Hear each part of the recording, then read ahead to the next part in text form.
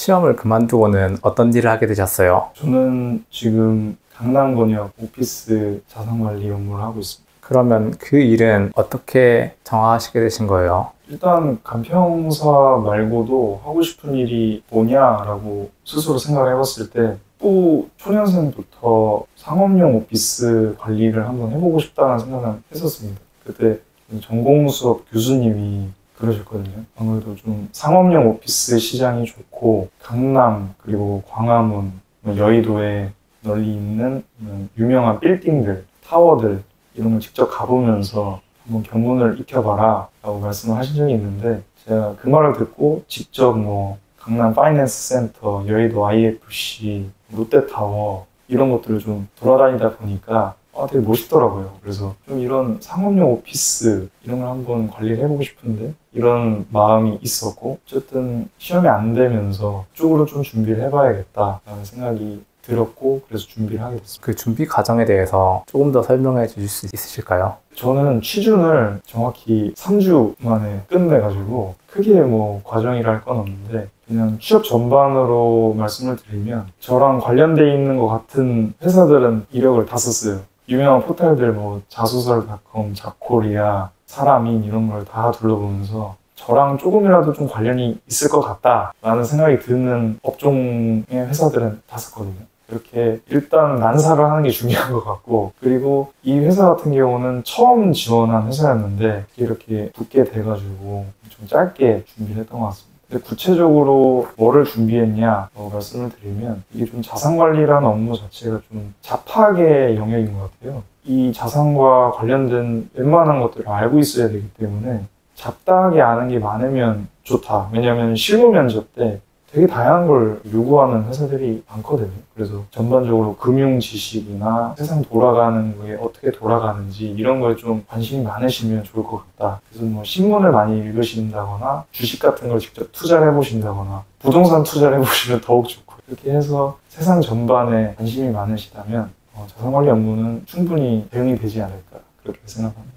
시험 면접 과정에서 공백기는 뭐라고 설명하셨어요? 일단 공백기에 대한 질문이 없었습니다. 근데 다만 전문직이나 공시를 준비를 하시다 보면 장기적으로 공백기가 발생할 수 있는데, 이런 부분은 이런 시험을 준비하면서 내가 어떤 역량을 길렀다 이런 포인트에 초점을 맞춰서 잘 말씀을 하시면 될 것 같아요. 이게 전문직 시험이나 공시 같은 경우는 그래도 일반적으로 취업 준비만 한 분들보다는 좀 차별화되는 게 법학이나 전문적인 지식을 습득을 하는 기간을 충분히 거친 상태이기 때문에 면접이나 이런 과정에서 있어서도 말씀을 하실 때 좀 더 전문적으로 말씀을 하실 수 있는 장점이 있다고 생각합니다. 그래서 이런 부분은 크게 걱정하지 않으셔도 되지 않을까. 자소서나 면접에서는 또 다른 어떤 점을 어필하셨나요? 방금 말씀드린 것처럼 아무래도 전문직 시험을 준비했고, 그래서 부동산과 가장 밀접한 관련이 있는 간평사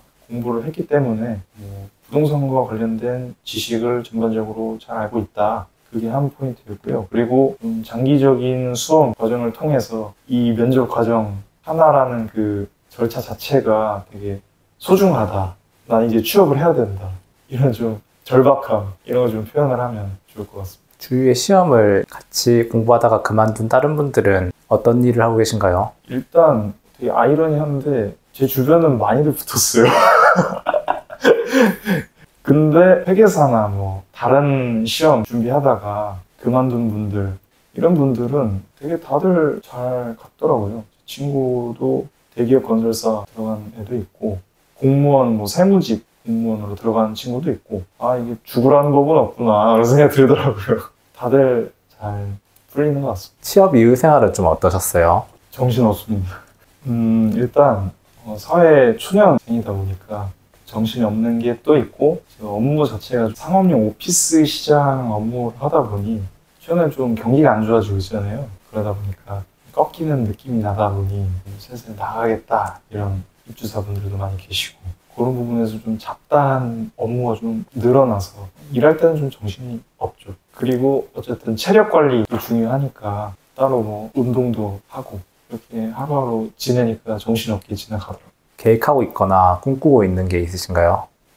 일단은 여자친구랑 결혼이 1순위인 것 같고요. 그리고 2순위는 포기했던 수험. 근데 이거는 또 회사 다니면서 그냥 보험으로 공부하면 좋잖아요. 그냥 아무래도 좀 부동산 지식이 필요하기도 하고 하니까 되면 좋고 안 돼도 좋고 그런 마인드로 그냥 살살 준비하고 있어요. 하고 있는 일은 조금 만족하고 계신 편인가요? 전반적으로 만족은 하고요.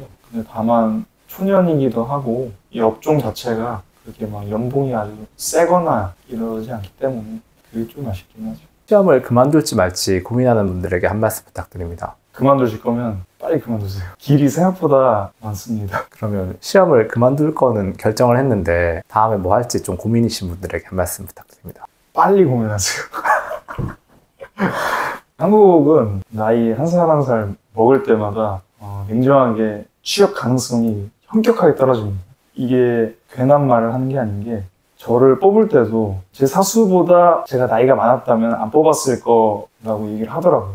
그런 걸 보면은 한국 사회는 어쩔 수 없이 나이가 많으면 좀 취업에서 굉장한 불이익이 있다. 그렇기 때문에 그만두실 거면 빨리 그만두시고 그리고 아예 그만두고서 저처럼 깔짝깔짝 공부하는 것도 방법이긴 하거든요. 그러니까 일단은 취업을 하실 나이가 얼마 안 남았다. 뭐 예를 들면 저처럼 뭐 29, 30 남자 기준, 여자 기준 뭐 27, 8 이 정도 나이다. 그러시면은 과감하게 그만두시고 새로운 길을 모색하시는 것도 하나의 방법이니까 빨리 그만두시고 빨리 새로운 길을 찾아보시는 게 좋다고 생각합니다. 시청자분들에게 마지막으로 한 말씀 부탁드립니다.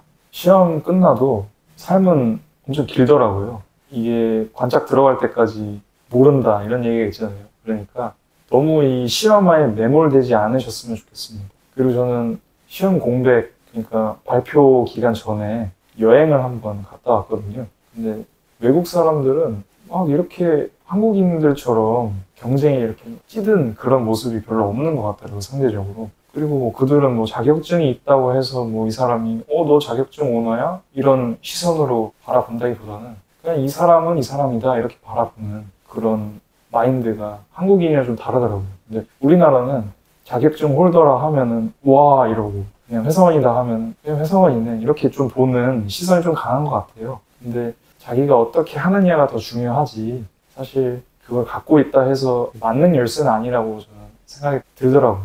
그러니까 여러분도 좀 이 자격증 시험 이거에 너무 매몰돼서 이거 아니면 안 된다 이렇게 생각 안 하셨으면 좋겠습니다.